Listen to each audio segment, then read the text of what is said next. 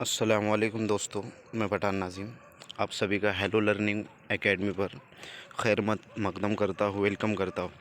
जैसा कि आप सब जानते हैं कि सीटेट के जुलाई 2024 के फॉर्म फिल होना स्टार्ट चल रहे हैं और तकरीबन बच्चों ने जो है तो फॉर्म भर दिए हैं और जो बाकी है उनसे मैं अदबन गुजारिश करूँगा कि आप भी जल्द अज जल्द फॉर्म फिल करने की कोशिश करें ताकि आपको आपका अपना फ़र्स्ट सेंटर चॉइस सेंटर मिले। और इसी के साथ साथ हम आज के इस टॉपिक में इन्वायरमेंटल स्टडी से मुतालिक जो है तो 10 क्वेश्चंस देखने वाले हैं जो आपके लिए बहुत ही हेल्पफुल रहेंगे। और इसके अंदर ये प्रीवियस ईयर के जो क्वेश्चन है तो तकरीबन जो है तो प्रीवियस ईयर क्वेश्चंस पूछे जाते हैं। अगर आप चैनल पर नए हैं तो हमारा चैनल सब्सक्राइब करें और बेल आइकन को ऑल पर क्लिक करें ताकि आने वाली वीडियो की नोटिफिकेशन आप तक पहुँचे। तो दोस्तों, और अगर कोई हमारे हेलो लर्निंग एकेडमी का जो व्हाट्सअप ग्रुप है उसमें अगर कोई ज्वाइन होना चाह रहे होंगे तो नीचे जो नंबर दिया गया है उस पर आप मैसेज कर सकते हैं कि सर आपके ग्रुप में ज्वाइन कीजिए। खैर, फर्स्ट क्वेश्चन है, रिहाना अपने परिवार के साथ केरल जाती है। वहाँ उसे ऊंचे वृक्ष दिखाई पड़ते हैं जो उसके गृह नगर शिमला के ऊंचे वृक्षों से भिन्न है। उसने केरल में कौन से वृक्ष देखे होंगे? दोस्तों, यहाँ पर वृक्ष के मायने दरख्त के होते हैं। और रिहाना जो है तो केरल बाय ट्रेन जा रही है उसके फैमिली के साथ। तो वहाँ पर वो कौन से वृक्ष देख रही होंगी? तो फर्स्ट है लीची के, सेकंड है चीड़ के, थर्ड है नारियल के और लास्ट है सेब के। तो दोस्तों, कर्नाटक साइड के अंदर ज़्यादातर नारियल के दरख्त पाए जाते हैं। तो राइट आंसर रहेगा हमारा ऑप्शन नंबर 3। नेक्स्ट क्वेश्चन है हमारा आज का कि नीता आंध्र प्रदेश जाती है और 2 साड़ियाँ खरीदती हैं जो ख़ास तौर पर वही बनाई जाती है। ये वाक्य कहलाती है, ये क्या कहलाती है? मतलब ये जो साड़ियाँ है क्या कहलाती है? तो फर्स्ट ऑप्शन है कलमकारी और चंदेरी, सेकंड ऑप्शन है कलमकारी और कंथा, थर्ड ऑप्शन है पोचमपल्ली और कलमकारी और लास्ट ऑप्शन है पोचमपल्ली और कांजीवरम। तो दोस्तों, पोचमपल्ली ये जो एरिया है ये तकरीबन आंध्र प्रदेश या तेलंगाना के अंदर है और वहाँ पर कलमकारी का काम जो है तो साड़ियों के ऊपर होता है। तो इसका जो राइट आंसर रहेगा वो रहेगा पोचमपल्ली और कलमकारी।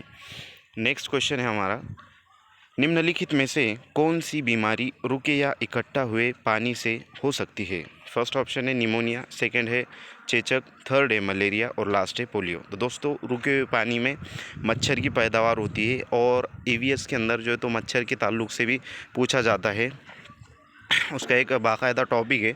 और इंशाल्लाह हम आगे नेक्स्ट लेक्चर में जैसा भी वक्त मिलेगा उसके बारे में जो है तो डिटेल थ्योरी ईवीएस की हम अपने चैनल पर लेने वाले हैं। तो चैनल पर बने रहिए। तो इसका जो राइट आंसर रहेगा वो रहेगा मलेरिया। नेक्स्ट क्वेश्चन है, निम्नलिखित में से कौन सा जोड़ा ठीक है? फर्स्ट है तमिलनाडु लावनी, कर्नाटक कथन, असम बिहू, उड़ीसा भरतनाट्यम। तो दोस्तों, यहाँ पर जो तमिलनाडु के सामने लावनी लिखा हुआ है, कर्नाटक के सामने जो है तो कथक है, तो ये वहाँ के नाच के बारे में बताया गया है। वो मतलब वो स्टेट के नाच कौन कौन से फेमस है। तो यहाँ पर जो है तो थर्ड ऑप्शन सही रहेगा कि असम के अंदर बिहू नाच होता है और वो वहाँ के मतलब एक त्यौहार मनाए जाते हैं वहाँ पर। उसके बारे में भी हम इंशाल्लाह थ्योरी के अंदर देखेंगे। नेक्स्ट क्वेश्चन है, बिहार राज्य के लोगों के लिए निम्नलिखित में से मधुमक्खी पालन कार्यक्रम आरंभ करने के वर्ष की सर्वश्रेष्ठ अवधि चुनिए। फर्स्ट है अगस्त से अक्टूबर, अप्रैल से जून, अक्टूबर से दिसंबर और फरवरी से अप्रैल। तो दोस्तों, मतलब बिहार राज्य के बोचहा गांव के जो है तो मुजफ्फरपुर ज़िले के जो अंदर जो है तो एक गांव है बोचा कहते हैं जिसको, वहाँ पर मधुमक्खी पालन का काम होता है और वहाँ पर उसका जो सही वक्त होता है, सही अवधि होती है उसकी, वो अक्टूबर से दिसंबर के दरमियान होती है। तो राइट आंसर थर्ड ऑप्शन रहेगा। नेक्स्ट क्वेश्चन है हमारा, पर्यावरण अध्ययन की प्रकृति निम्नलिखित का समर्थन नहीं करती। मतलब ईवीएस की जो प्रकृति है वो कौन सी जो है तो नीचे के ऑप्शन में से उसका समर्थन नहीं करती। ये जो है तो निगेटिव टाइप का क्वेश्चन है। फर्स्ट ऑप्शन है बच्चे बहुत से प्रश्न पूछे, सेकंड ऑप्शन है बच्चों को खोज करने के लिए पर्याप्त स्थान मिले। थर्ड ऑप्शन है बच्चे कम गलतियां करें। और लास्ट ऑप्शन है बच्चों को करके सीखने का अवसर मिले। तो दोस्तों यहाँ पर 3 जो है तो ऑप्शन सही रहेंगे और एक गलत रहेगा। जो गलत रहेगा वो आपका राइट आंसर रहेगा, क्योंकि पूछा ही वही है उसने सवाल ने कि पर्यावरण अध्ययन की प्रकृति निम्नलिखित का समर्थन नहीं करती। तो यहाँ पर जो है तो बच्चे प्रश्न पूछेंगे, ये सही है। बच्चों को खोज करने के लिए पर्याप्त स्थान मिले, ये भी सही है। बच्चे कम गलतियाँ करें, बच्चे ये ऑप्शन जो है तो गलत है और ये आपका जवाब रहेगा थर्ड ऑप्शन। और बच्चों को करके सीखने का अवसर मिले, ईवीएस जो है तो ये तीनों फर्स्ट सेकंड और फोर्थ इसके रूल के अंदर आते हैं और ये तीनों के ऊपर जोर दिए, मतलब ये 3 भी है उसके अंदर जिस पे ईवीएस ने जोर दिया हुआ है। और बच्चे कम गलतियां करें तो ऐसा नहीं कि बच्चे गलतियां नहीं करेंगे, बच्चे तो गलतियां करने ही वाले हैं। तो यहाँ पर जो है तो निगेटिव टाइप का क्वेश्चन है और ये थर्ड ऑप्शन राइट आंसर रहेगा। नेक्स्ट क्वेश्चन है हमारा कि हमारे देश में निम्नलिखित स्थानों में से कौन सा ठंडा रेगिस्तान है। दोस्तों ठंडा रेगिस्तान जब भी आ जाएगा उसका राइट आंसर रहेगा लद्दाख, क्योंकि ये हमारे मुल्क के बारे में पूछा जा रहा है। तो फर्स्ट है मेघालय, सेकंड है दार्जिलिंग, थर्ड है जैसलमेर और लास्ट है लद्दाख। तो लास्ट ऑप्शन राइट आंसर रहेगा। नेक्स्ट क्वेश्चन है हमारा कक्षा 5वीं की पर्यावरण अध्ययन की पाठ्यपुस्तक का एक पाठ उसी से ठंडा उसी से गर्म डॉक्टर जाकिर हुसैन द्वारा लिखी गई एक कहानी है। उन्होंने बच्चों के लिए ऐसी कई कहानियाँ लिखी हैं।